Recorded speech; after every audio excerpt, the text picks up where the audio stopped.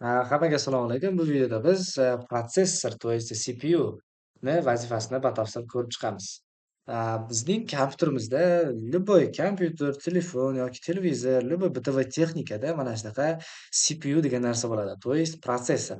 Kompyuterni miyasi va любой narsani miyasi deb hisoblasak ham bo'ladi.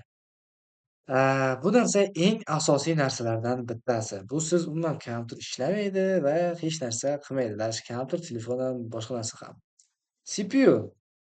CPUni biz to'g'ridan-to'g'ri kompyuterni miyasi deb tushunsak bo'ladi. Bu CPUni vazifasi, то есть biz masalan любой komandani bersak, masalan Ctrl va boshqa ilovalarda bir bollar qilsak ham, mana shu hammasi protsessor orqali bajariladi. Protsessor vazifa beradi va boshqa narsalarga tarqatib, ishlatib, shunaqa narsalar qiladi. То есть hamma narsa через CPU o'tiladi. Oddiy bitovoy narsada ishlatilganda. Buni CPU-ni yordamchisi ham bor. Bu GPU. GPU bu video karta. O'tgan darslarda gaplashganmiz. GPU nima vazifasini bajarishda?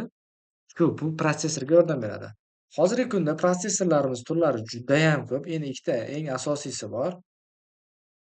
Bu ikkita eng asosiy kompaniya, то есть video protsessorlar chiqaradigan. Bu birinchisi Intel ko'k rangda bo'ladi kompaniyasi. Menimcha bu kompyutercha tushunmaydigan odam ham ko'rgan bo'lsa kerak.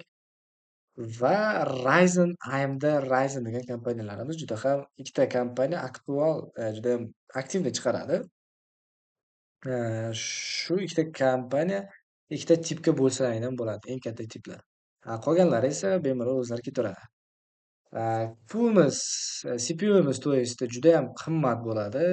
Birinchidan, chunki bu yerda yaxshi kompyuterlar judayam kuchli protsessorlarga bo'ladi. Nima edi, o'ziga ega bo'ladi. Shunaqa. Ha, o'zi protsessorimizda ichida yadrosi bor va potoki bor. Qancha yadro va potoki katta bo'lsa, shuncha katta vazifalarni bajara oladi. То есть katta vazifa deganda birdaniga shuncha vazifalar bajara oladi. Agar yadro va potoki kam bo'lsa, siz birdaniga kam vazifani bajarishga to'g'ri kelib qoladi. Masalan, birdaniga YouTube o'yin va po'yinda o'ynolmay qolasiz, chunki yadro potokingiz to'lib qoladi. То есть buni oddiy sodda tilda tushuntiradigan bo'lsak, KPUni qo'llari kichkina bo'lib qoladida, qo'llari kam. Shuni hisobiga mana shunaqa, kam vazifani bajarib qo'yadi. Shu, bu, CPU mana shunaqa vazifalar bajaradi. CPU bu любой narsani miyasi. Bu hamma narsada bo'ladi. Kompyuter, telefon, televizorda ham bo'ladi.